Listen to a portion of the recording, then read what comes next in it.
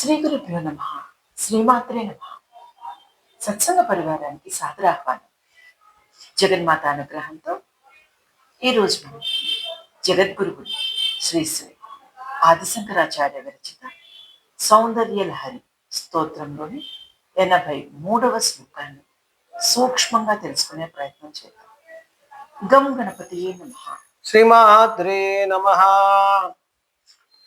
పరాజేతుం రుద్రం ద్విగుణ శరగర్భౌ గిరిసుతే నిషంగౌ జంఘేతే విషమ విశిఖో భాడమకృత యదగ్రే దృశ్యంతే దశ శరఫలాః పాదయుగళీ నఘాగ్ర ఛద్మాన స్వరమకుట శానైక నిశితాః.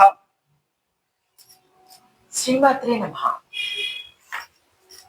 పరబ్రహ్మ స్వరూపిణి జగన్మాత యొక్క పిక్కలను, పాదముల నఖాగ్రములను ఈ శ్లోకంలో ఆచార్యులు వారు వివరించారు, వర్ణించినారు. ఆచార్యుల వారి భావన: హిమగిరి కుమార్తె అయిన ఓ జగన్మాత, పంచబాణుడైన మన్మథుడు ఈశ్వరులు వారిని జయించుటకు తన పంచబాణములు చాలకపోయినవి. పంచబాణములను రెండింతలు అనగా 10గా చేసుకొనదలిచి నీ పిక్కలను అంబుల పొదులుగాను, కాలివ్రేళ్ళు బాణాలుగాను, కాలివ్రేళ్ల గోళ్లను బాణముల చివరి యందు పదును పెట్టి ఉంచిన ఉక్కు ముక్కలుగాను చేసుకొనను.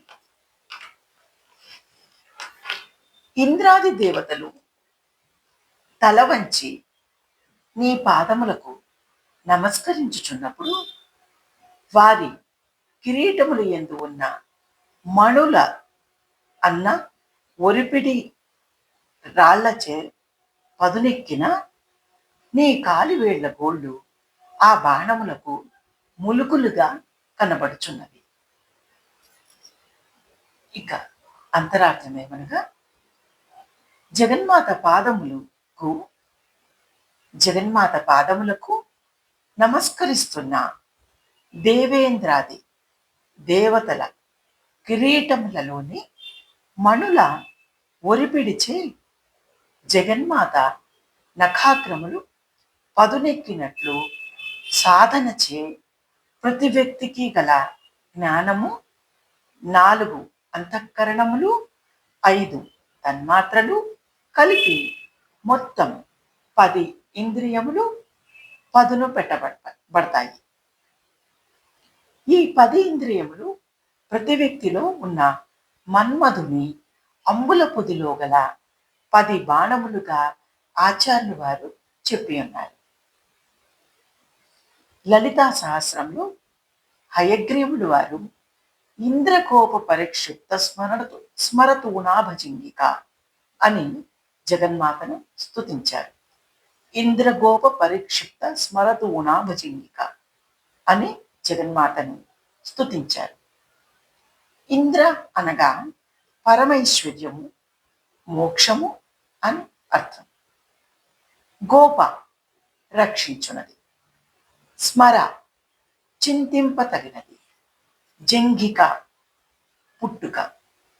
మోక్షమిచ్చి రక్షించున్నదని స్మరణ మాత్రము చే కోరికలను పూరించు ప్రకాశావిర్భావము కలది. ఇది సూక్ష్మార్థం. ఆరుద్ర పురుగుల వన్నె వంటి వన్నె కలిగిన కెంపులతో నిర్మింపబడిన కామదేవుని అంబుల పొదులా అన్నట్లున్నవి జగన్మాత పిక్కలు అని స్థూల అర్థము అయి ఉన్నది.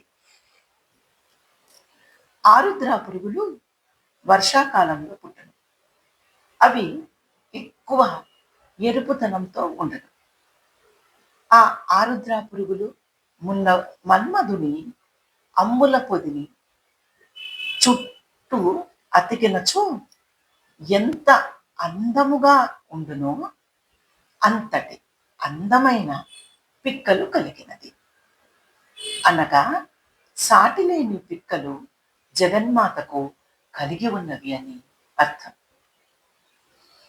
మన్మధుడు పంచబాణములతో ఈశ్వరుల వారిపై దాడి చేసినాడు.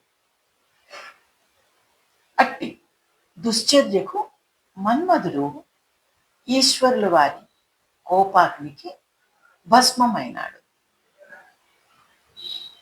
అమ్మ కరుణచే మన్మధుడు బ్రతికింపబడ్డాడు.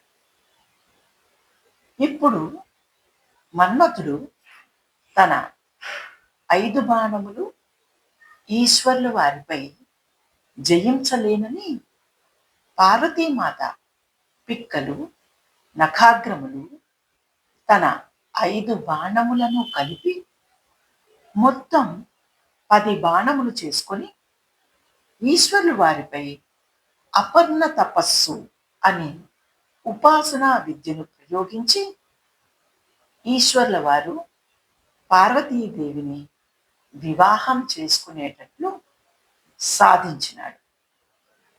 ఈశ్వరుల వారు అంబిక లక్షణ లక్షితమైన తపస్సుకు వశం అయినారు.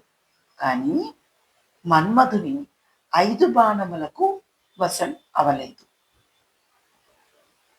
ఈ ఉపాయం తెలుసుకుని మన్మధుడు ఈసారి అంబిక నఖాగ్రములు అనే ములుకులను శివుల వారు ప్రయోగించి శివుల వారిపై ప్రయోగించి శివుల వారు పార్వతీదేవిని లోక కళ్యాణార్థం వివాహం చేసుకునే ప్రక్రియలో విజయం సాధించారు. ఈ ఉపాయం తెలుసుకుని మన్మధుడు ఈసారి అంబిక నఖాగ్రములు అనే ములుకులను శివుల వారిపై ప్రయోగించి శివుల వారు పార్వతీదేవిని లోక కళ్యాణార్థం వివాహం చేసుకునే ప్రయత్నంలో విజయం సాధించినారు. జగదంబ విచిత్రమాత్ర కిం పరిపూర్ణ కరుణాశ్చయన్మయి అపరాధ పరంపరావృతం నహి మాత సముపేక్షతే సుతం. ఇది ఈ శ్లోకం యొక్క సూక్ష్మ వివరణ. జగన్మాత అనుగ్రహం మనందరి మీద కలుగుగాక. శ్రీమాత్రే నమః.